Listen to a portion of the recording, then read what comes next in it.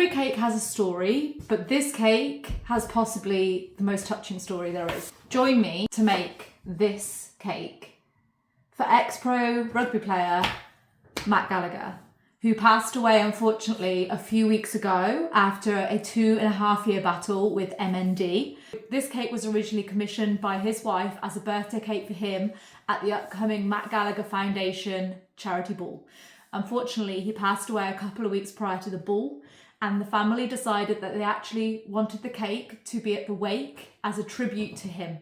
So join me, make this amazingly personal tribute cake, and any money that I make from any of the videos about this cake and from the lives when creating this cake will be being donated straight to the Matt Gallagher Foundation to support those in the West Midlands who have been diagnosed with MND and their families. So get liking, get sharing, and let's get started on day one. And day one started by baking the one tier that is actually going to be real cake in this. The rest is going to be dummies, which was an 8-inch white chocolate cake. And we also made white chocolate buttercream. And I'm going to be doing some salted caramel this evening to create a white chocolate cake with salted caramel filling. The next job was to create the rice paper sails in order to create the whoosh lines. We're calling them whooshy lines for the rugby ball that looks like it's being kicked over posts on the cake. This, I ordered some rice paper off Schmamishman, and I simply soaked the rice paper in some water, which I coloured slightly with some blue. This blue was a nod to the Coventry Rugby Club strip, which is where Matt played the majority of his professional career in rugby. I've got some darker tones, some lighter tones, and I've also got some completely see-through uncoloured ones as well. The rice paper will absorb the water and go from this hard, brittle shape to a really soft, soggy mess, quite frankly. And once the pattern's disappeared off the rice paper and it's really malleable like this, you're then going to take it out. You're going to place it over a silicone mat. You could use greaseproof paper or tinfoil in order to create the shapes that you want these sails to sit in, because they will then dry hard. What I also then do is add a little bit of wire. This is a 22 gauge wire to the base, and I twist the rice paper around it in order to hold it on so that when it goes firm, you've got the wire to attach that either to the cake or however you're going to attach it. It's a nightmare if you don't have a wire to attach it. Rice paper is really difficult to attach. And this is what they look like after 2 hours in the oven at 50 degrees. You can dry them at room temperature, but it does take quite a while to do it that way. Next up, it was time to finish our rugby ball. I made these Rice Krispie treats with marshmallows and Rice Krispies earlier in the day,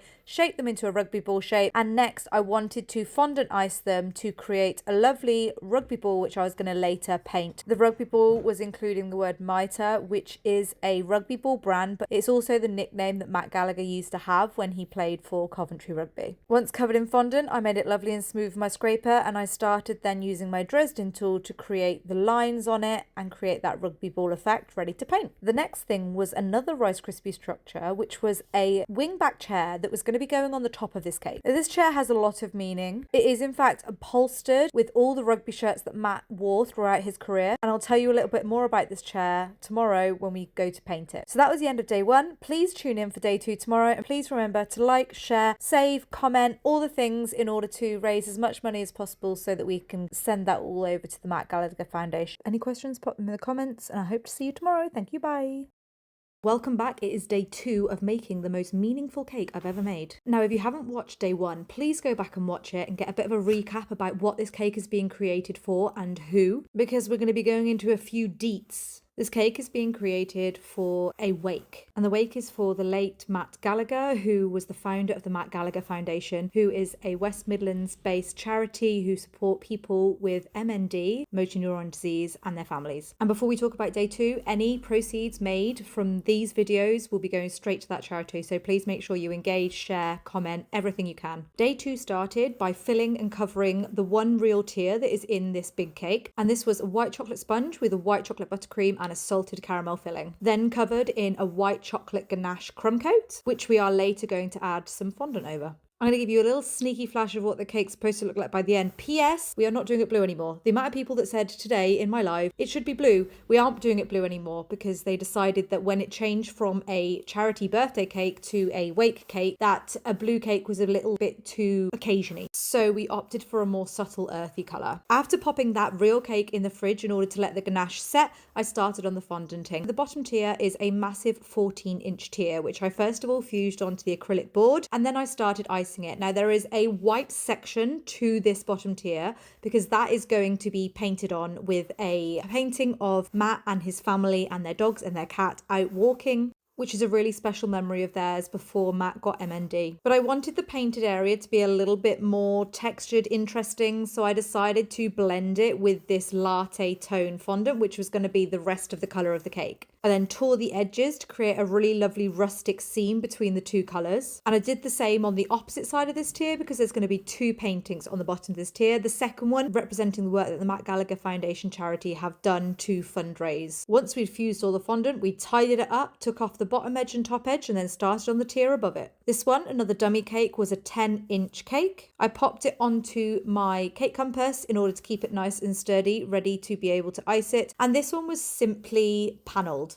because there's going to be a whole other lot of decoration going on this cake. You might have also noticed the textures that I've added to this, the white flecks throughout, again, to just add a little bit of interest to that fondant so it's not just plain. After doing this one, I then did the top tier, which is a 6-inch, which I didn't actually video. And then I also started on the real tier after it had chilled in the fridge and the ganache had gone nice and firm, ready for me to cover. Now, there is more involved in day 2, but I'm about to go and start it now, and I wanted to get this video posted, so all of that is going to have to roll into day 3. Because we have got the chair to paint, we've got the rugby ball to paint, we've got to create the goalpost, create the whooshy structure of the rugby ball, and we've also got to start painting all of the different elements of this cake. This is all going to be done and delivered on Thursday, so make sure you come back tomorrow for day 3. Let me know if you've got any questions in the comments, and I'll see you tomorrow. Thank you, bye. Day 3 of making the most meaningful cake I've ever made. If you want to know what this cake is for, please do check out part 1 and part 2. But day 3 has got on to the fun stuff. The painting, the decorating, the bringing it all together. So I started off by fully painting our little Rice Krispie treat wingback chair. This chair is upholstered with all of the rugby shirts that Matt wore as a professional rugby player. And it has a lot of sentimental meaning to the family because every year at the Matt Gallagher Foundation charity ball, they would bring this chair out on stage and they would then do an interview with Matt. Once that was all painted, we then headed on to the Rice Krispie treat rugby ball, which we added the word mitre, which is a make of rugby ball, but it is also what Matt's nickname was when he was playing rugby as well. So that was a little private nod to his name. Painted some patterns on, which I'll finish painting those once I've finished working out how on earth I'm going to attach this rugby ball. But next up, we were creating the whooshy lines. If you want to know how we made these rice paper sails, go back to day 1. These whooshy lines have given me a right headache, and they still kind of are, because even at the end of this, I've still not quite got them how I want them to be.